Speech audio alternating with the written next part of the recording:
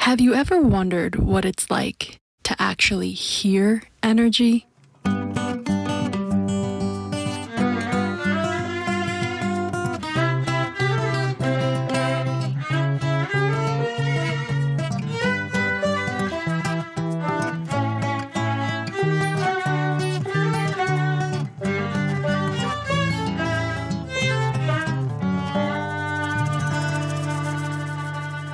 Welcome, everybody, to the third episode of Shenanigans in the Shadows. Your co-host here, Carly, Dina Shenanigans, and we have Gail Connors coming to us right straight from the St. Nicholas Hotel. One night after, you just slept there and had your investigation last night. Mm-hmm. I cannot wait to hear about it. Well, of course, as we know, I was in the operating room, which is famous for being somewhat active because it's an old hospital. It was built back in the late 1800s. And this room we actually opened up for spirit investigation as well. So we had an event last night where there was about 27 people present. They came to the hotel, and many of them were guests at the hotel as well. We basically broke the group into two groups, and one group went upstairs and explored the upper two floors, and one group stayed down in the basement area, first floor area. They opened up the crawl space for us. I was going to ask about that. Did you go down into the crawl space? Yes, I did. What was it like? Just right when you went down there, is it dark? Is it damp? Did a spider jump at you? What happened? Well, there was a fake spider that they had up from Halloween. Terrible. But that fake spider, I got to tell you, at one point I was down with a group and it started moving on its own. No, it didn't. Yeah, it did. No, don't lie to me, Gail. That shit's gonna give me nightmares. And it was a big one, so one of those big plastic ones that like 4 feet tall or whatever. What? Are you serious? They had a 4 foot tall spider? Well, it was outside for Halloween. But at some point, it just started, antenna or something just started moving by itself and nobody was around it. There wasn't a draft. Oh my gosh. I mean, it's the crawl space. And there's a really interesting hole in one of the side of the walls, too, that you can look in. I got to tell you, I don't always get a lot of physical impressions, psychic impressions, but the first time I went down in there, holy moly. Yeah, my skin was popping. Oh. I could feel it. And I don't get that very often. Yeah. So we got a lot of EMF hits. We set up in the room and I'm in, the former operating room, we set up trigger objects such as a stethoscope, some syringes, a medical lab coat. And then we set up, Sandy set up her computer and started playing what sounded like a vital sign machine. Oh my goodness. You're pulling out all the tricks. And I gotta tell you, most of the people like really glommed into this room. And at one point I went in to check on the groups and a gentleman turned around and he said, "This is where you're sleeping?" And I said, "Yeah." He goes, "Yeah, good luck with that." Right. I mean, you walked and felt the drain right in the middle of that room. Yeah. You can't avoid it. And there's even a little kind of a slant as you're going into the room too. Yeah, for wheelchairs and the beds, the operating beds. Yeah, that part creeped me out when. So Gail, can I just ask you a really important question though? Like, did you sleep? Oddly enough, I did. I talked to the spirits because I got here Friday night too. I said, "Look, I'm here to help you guys. I'm here to tell your stories. We have the utmost respect for you. So please don't scare me tonight." Wow. Yeah, that's intense. Yeah. But for the most part, I mean, it was a busy night. Really busy night. And people got a lot of things. And Brandy was saying, because Brandy's a sensitive too, that this morning, like all the spirits here are kind of, "Hey, what the heck is going on around here? We were having a nice time just existing peacefully, and then you bring in these freaking monsters." Right. But no, the group itself, the people were, because we always say be very respectful. Right. Don't antagonize. And we had quite a few different conversations going with different spirits. I think Hank and Elizabeth was one. They were children, or their brother and sister. Someone had asked the owners, "Is there any one room that's particularly busier than the others?" And she said, "They kind of just bop around." So, but then personally, I just put a blog out there about Brandy Story, who's the bartender. And she said they get visitors sometimes. And one is this fairly good-sized gentleman they think might have been an orderly or something at the time that the hospital existed. And where the bar is now used to be the laundry room. So he likes to come in and swing the door shut and open. And I actually watched it happen. I happened to look up at one point last night. It was probably like 10 or 11 o'clock. And by this point, everybody, we'd reconvene and the event ended. And not too many people were in the bar area. And I'm looking up and I'm watching the door. And sure enough, that thing just swings shut again. Oh boy. There's no one behind it. Yeah. No one. And I'm like, it's doing it again. Yeah, So, all the time. So you said that she saw him. Now, is that like she saw a shadow, a form? Is that ectoplasma? Like, what did she see? And like, well, what is ectoplasma? I mean, I don't even know. Well, ectoplasma is, that's a good question.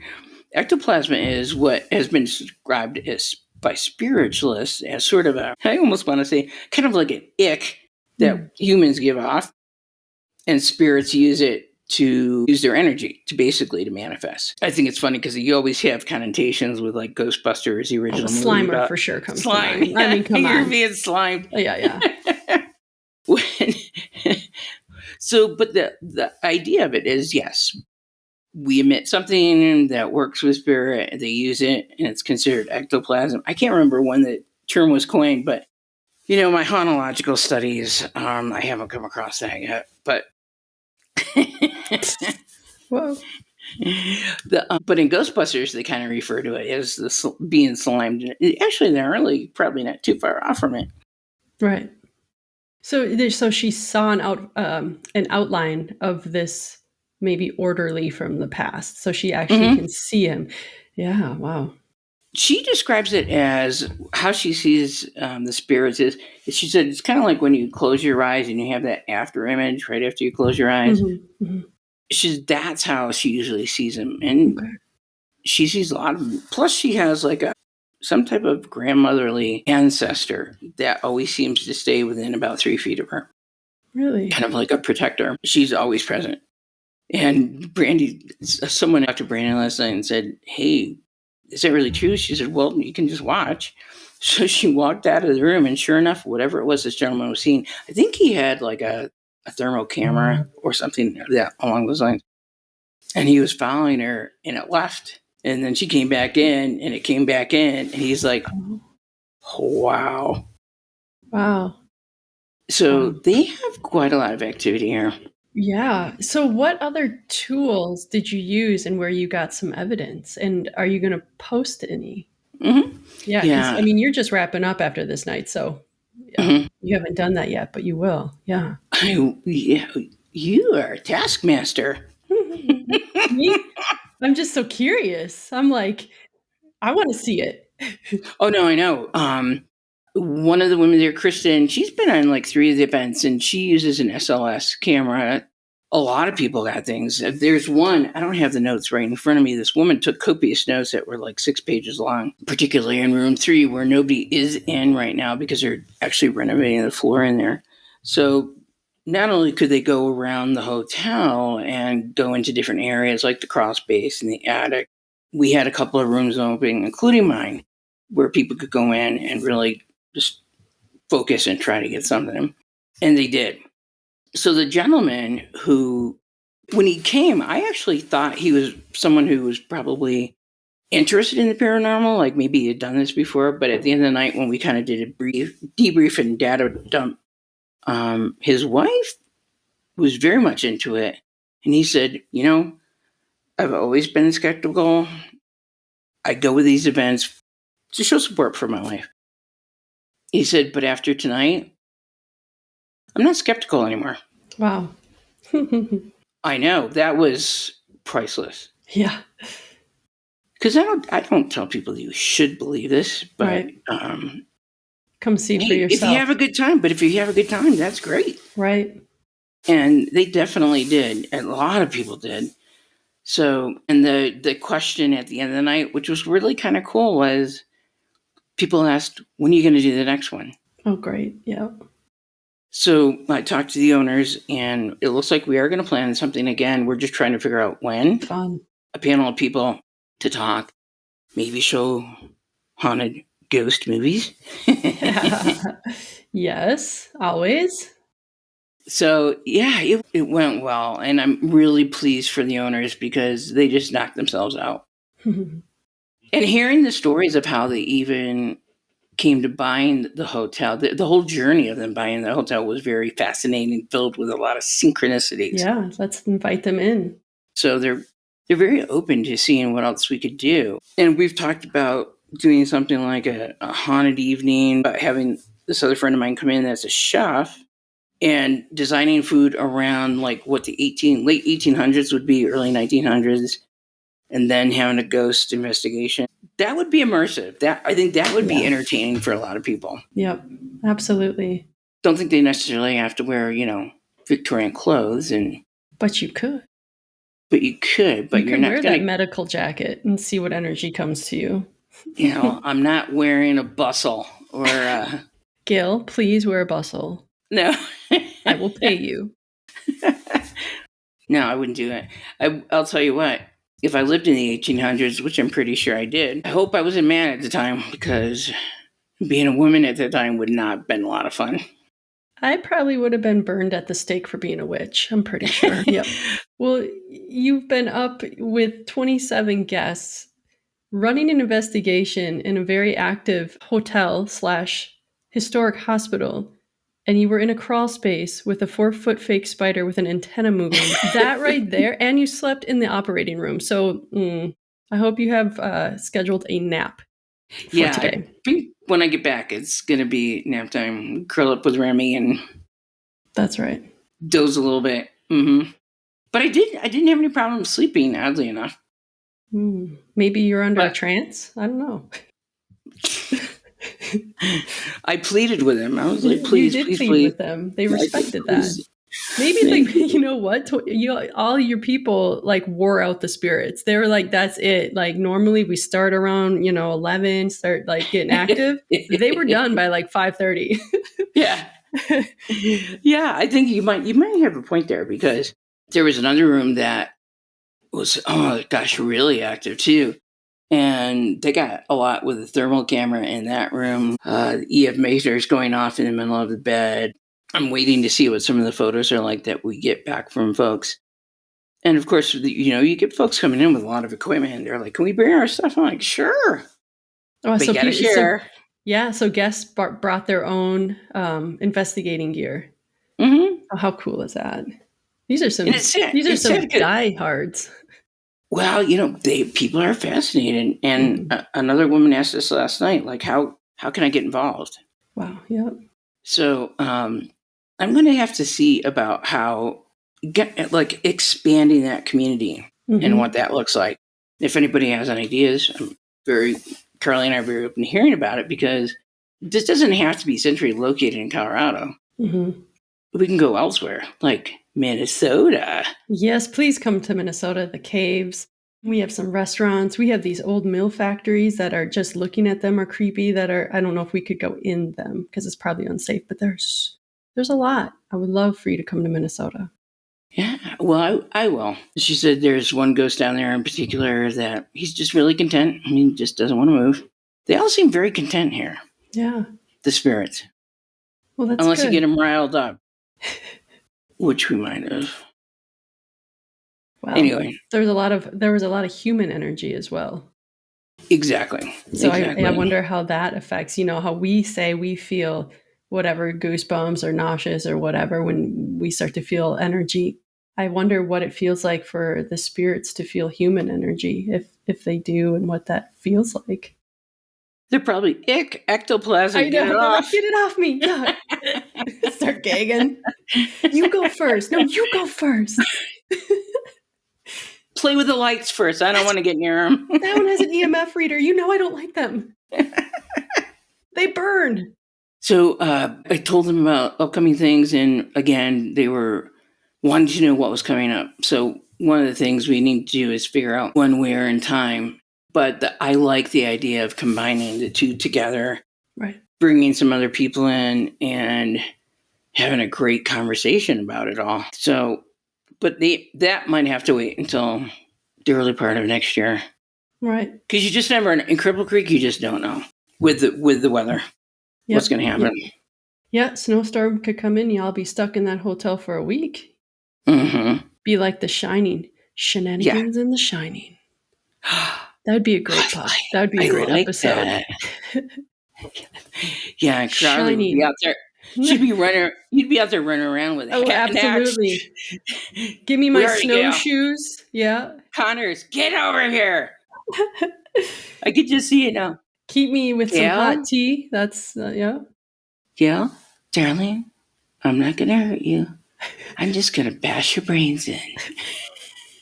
One of my all-time favorite movies. That's a great movie.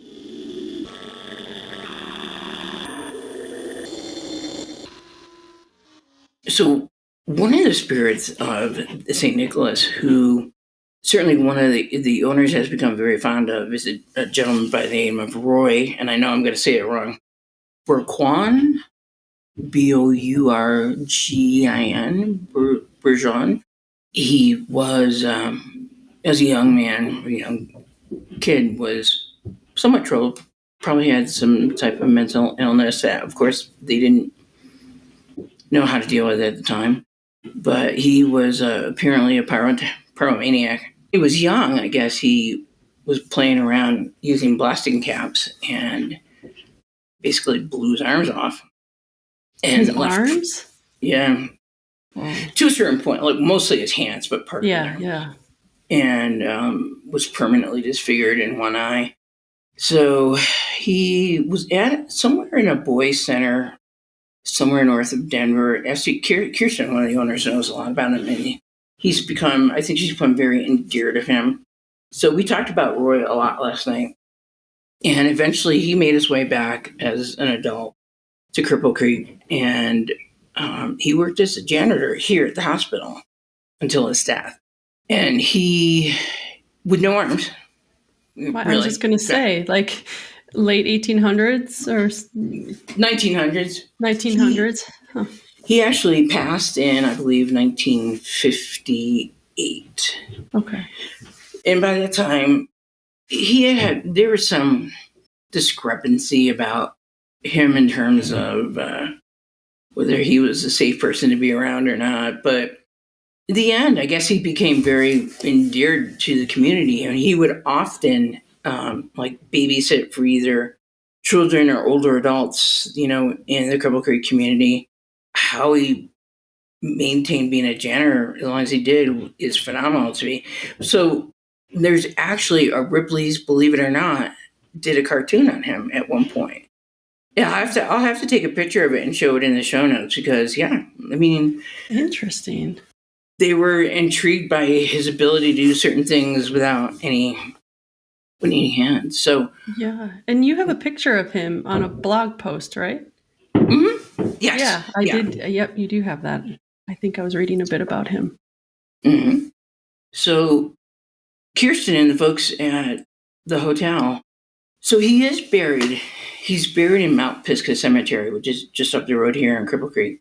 But he has just a plain wood marker. And they want to try and get a headstone for him. Oh. So last night we kind of put out a tip jar, and whoever wanted to donate, and quite a few people did. Oh, that's really so that was very sweet. Very sweet. So, and Kirsten could definitely shed more light on that. But ooh, what was that? Yo, that was coming from the operating room as we're recording. I was like, I don't know. Gail looking behind herself to see what fell, and nothing fell. We just got some live audio. Is it your guy? I don't. I don't know. It was really loud. Yeah, it was. You jumped. I'm like, okay, please don't hurt me. Oh, well. Oh, I'm such a brave investigator. You really are. You really are. You slept in that damn room. I said last night, I'm more of a paranormal diplomat. I'm more of a paranormal dip on out. I've slept in a few haunted hotels and, man, I don't do well. Yeah, a couple of people didn't sleep well last night, but it could also deal with that they were very amped up from the evening and Oh yeah, the adrenaline and all the energy of because all of there it. was a lot going on. Well, there's right now a lot going on right behind you. So if I see something looming or some ectoplasma, I'll make sure to tell you. Okay, we could cut it short. I would appreciate that.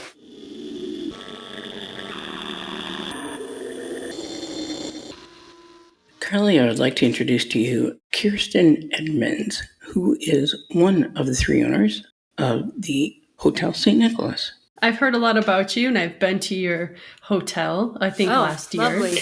Yes, did a little short video. Hope I you don't enjoyed think it. you guys have seen it yet, but it's funny. No, haven't.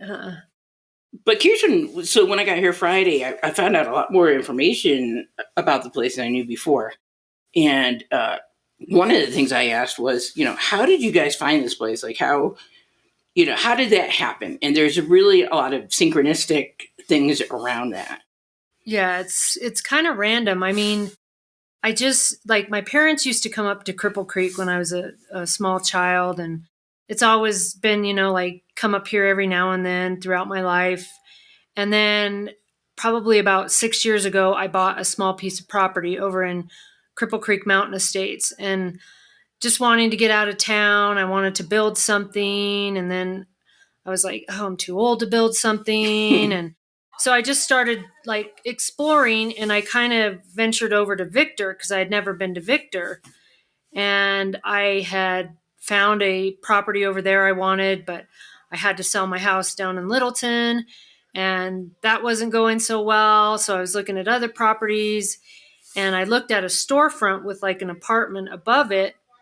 And my son, who is 14, was just kind of messing with me. And because like, I think something dropped, and he was just like, Mom, that was the ghost. And I was like, stop it, son. And he kept doing that all throughout the day. And like when we were looking at other properties and stuff. Well, then we returned to Littleton that night, and my bedroom has like 20-foot ceilings. And so there's like lights above it, and I never use those lights. I haven't even used those lights since that addition to my house was built on. And like at 2:00 in the morning, all the overhead lights came on just for no reason.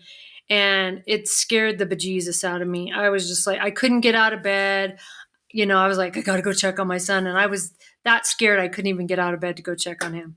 Yikes.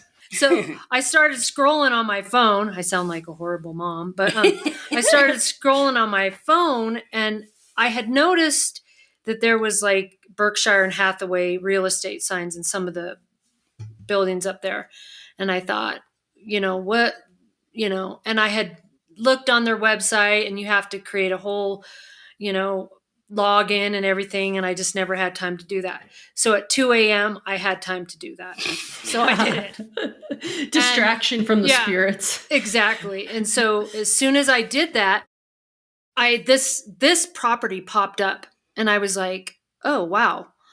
And I, was looking through all the pictures, and I was like, oh my goodness, this is like turnkey. You don't have to do anything. And it was the price of a house in Denver. And I was like, this is a pretty cool opportunity. So the next morning I text my ex and his wife, Aaron and Cirque. I was like, hey, you guys ought to look at this. We should go in together. And pretty much the rest is history. Aaron, he made it a point to come and look at it right away, because I think maybe we would have got, lost in translation, like doing stuff, doing life and all that. But he made a point to book rooms, and then we came up here, stayed the night, looked at it the next morning, and then we put in an offer, and here we are.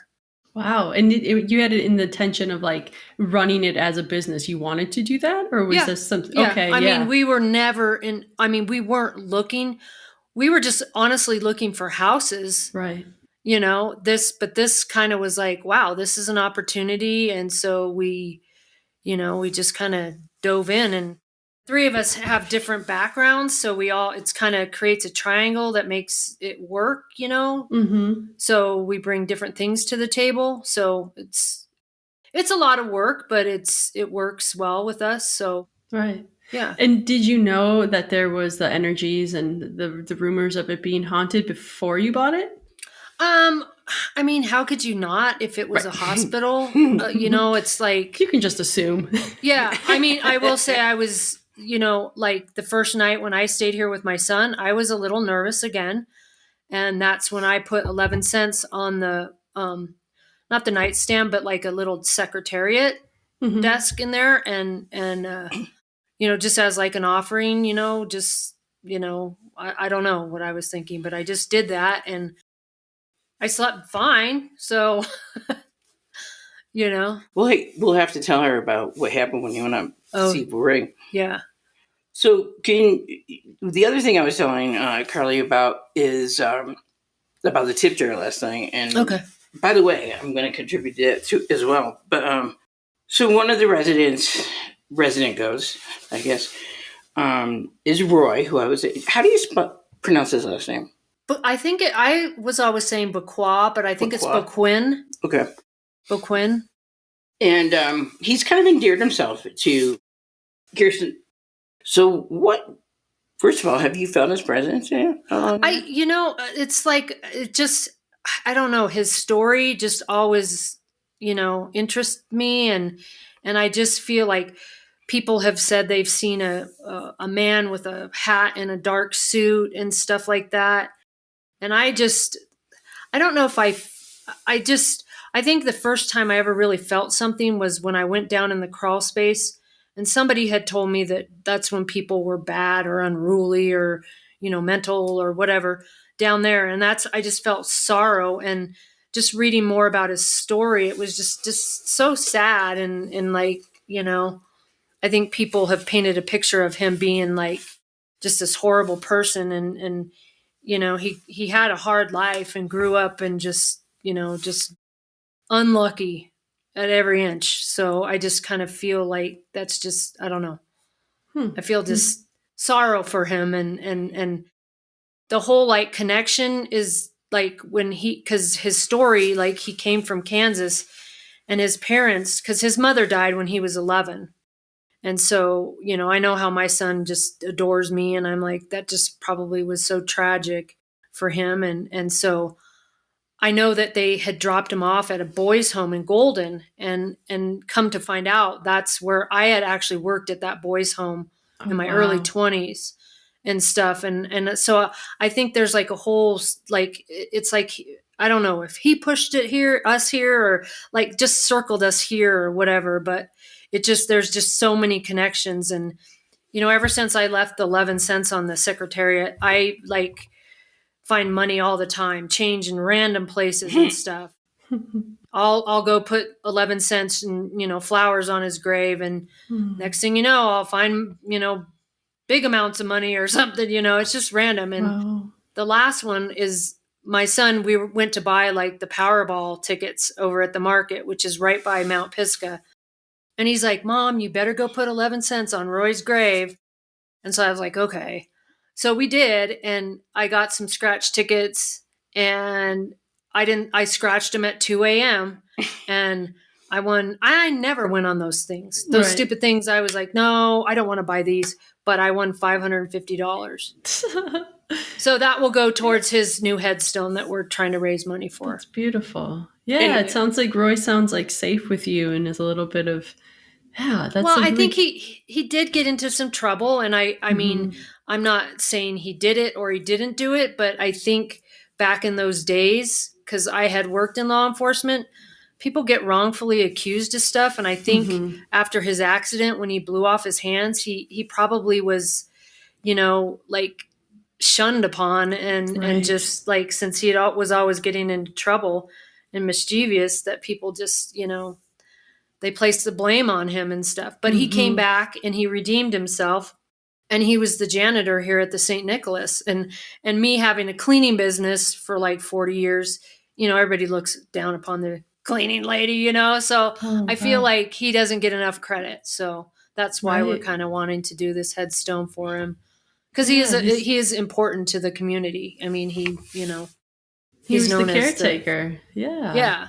yeah. Wow. So The one thing we can do, Carly, is I can put it on the website too. And after we talk about the story of the St. Nicholas and everything and say, hey, I got to show you the blog too. But we can say we're actually trying, I just Trying need to to raise know where money. people, right, Yeah. trying to raise money for Roy's tombstone and maybe where they could send money.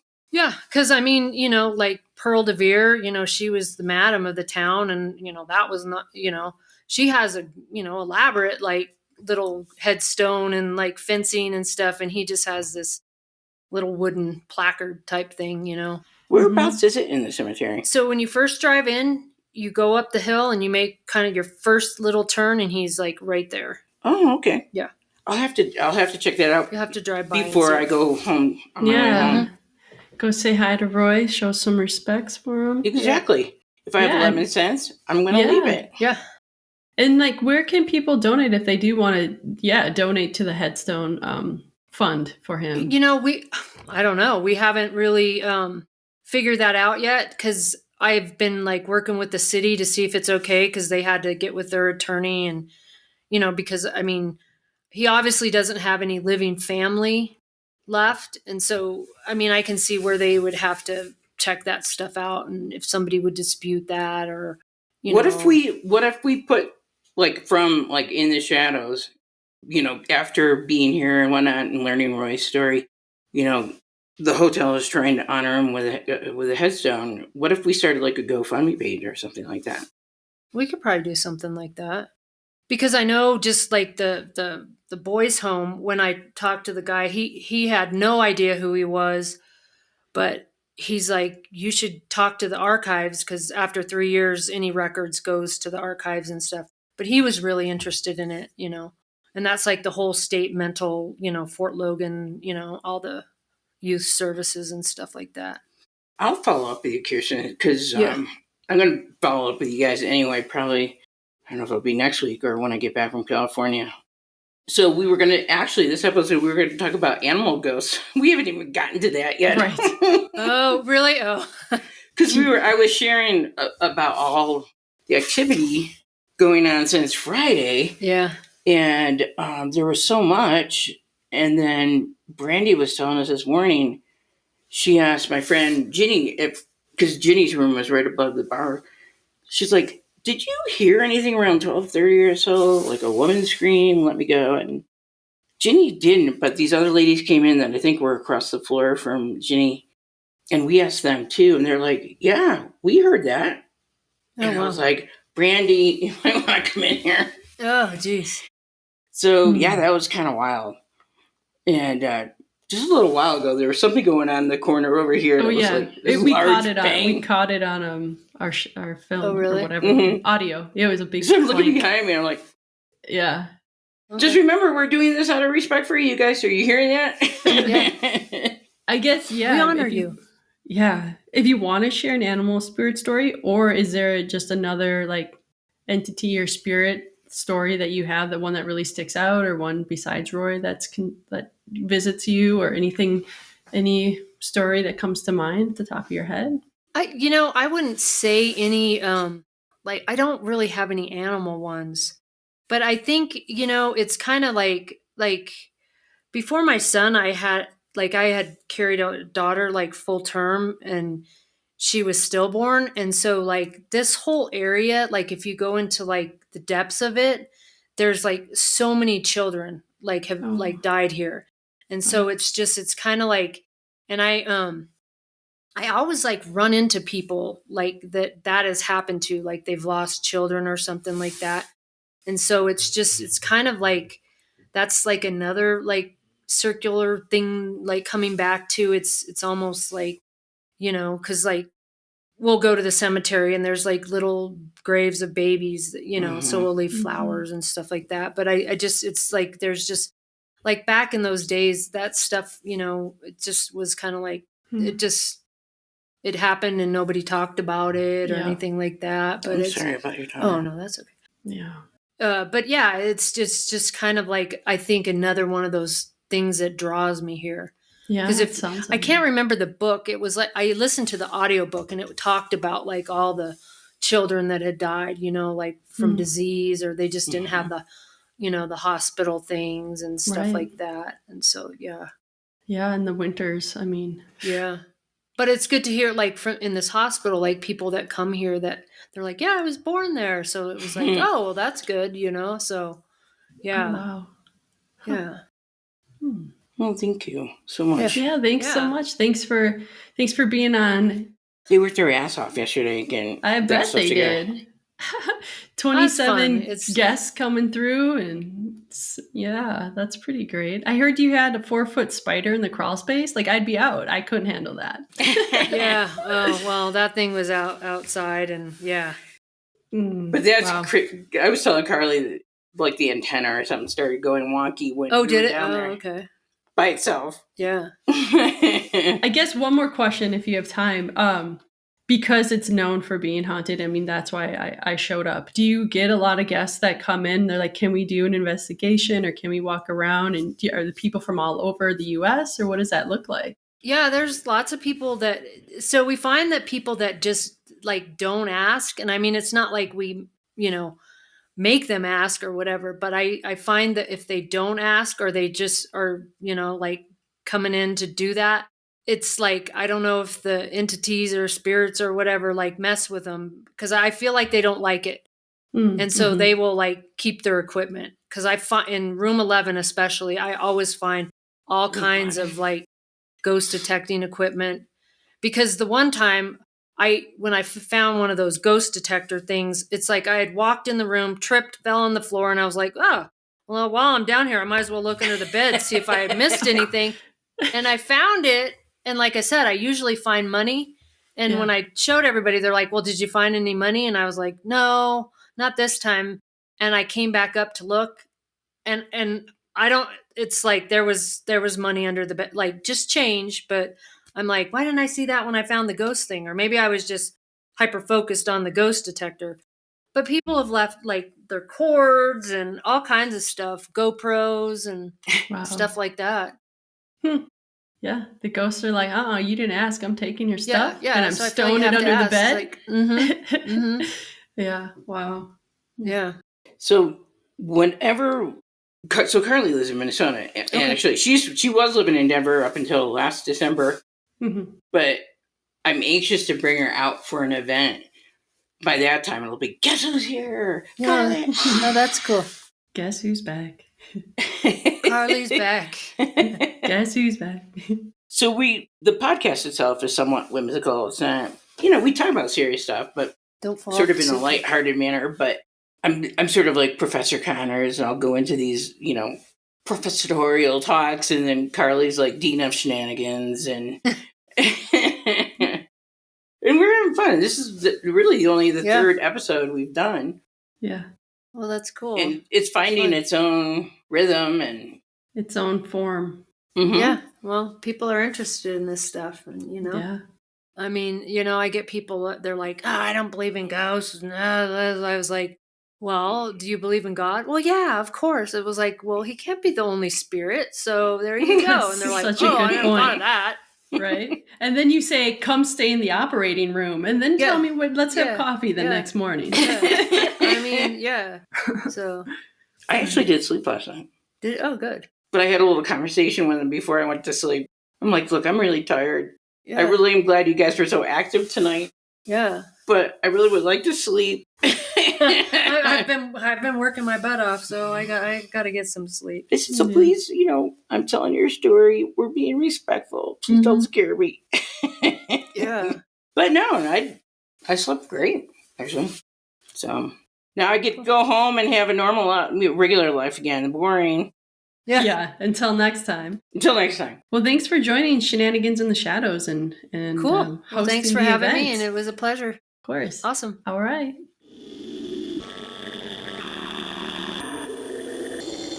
Well, I talk to them regularly while I've been here, and I'm just like, hey, how's it going today? Don't mind me. Just passing through. Yep.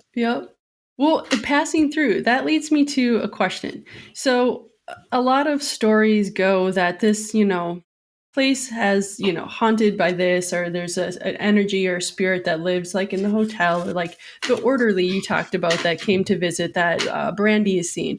So if they don't pass away in the actual physical space, but now they're there, how do energies congregate? How do they move around? What attracts them?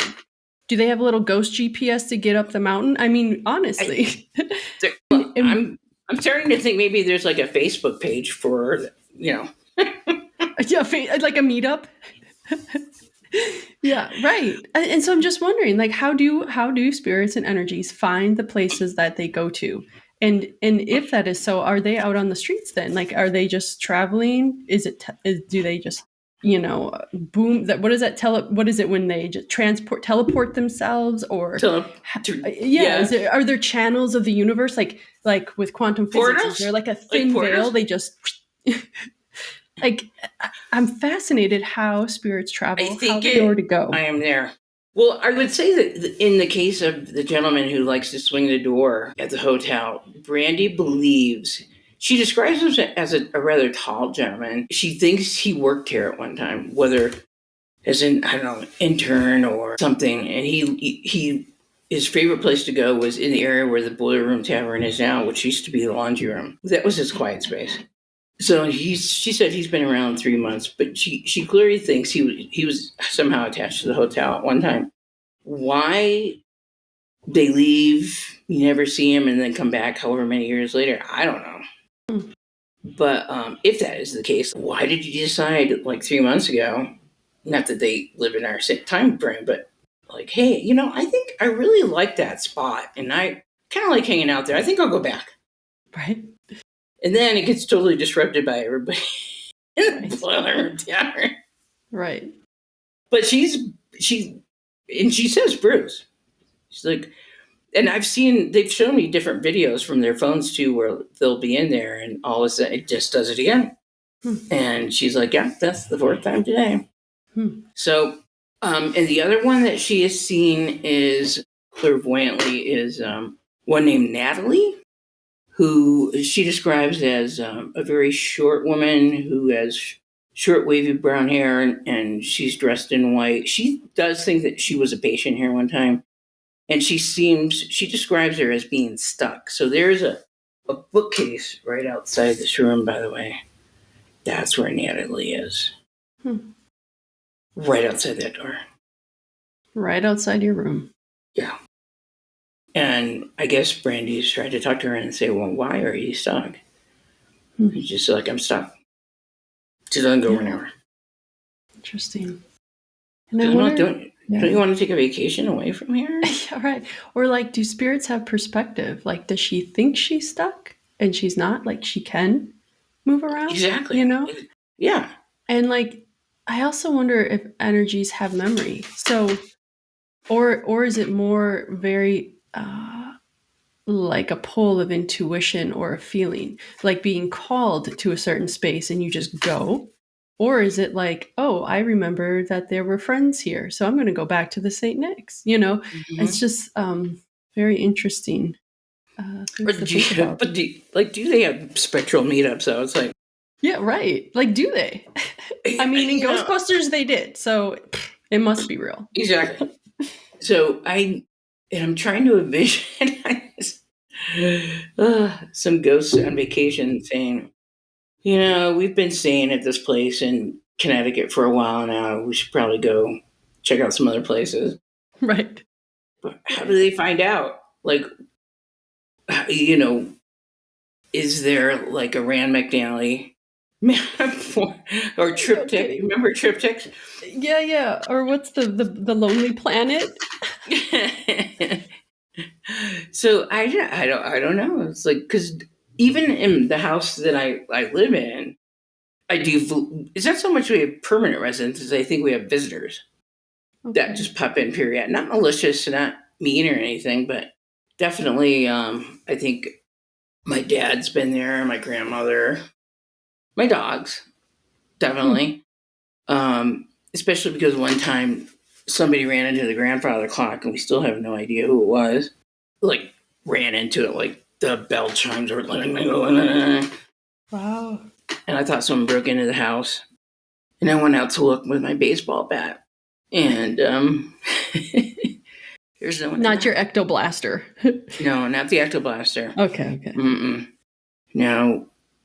But it was weird. So the chimes were still ringing like 5-6 minutes later. And it literally was like there was a thud.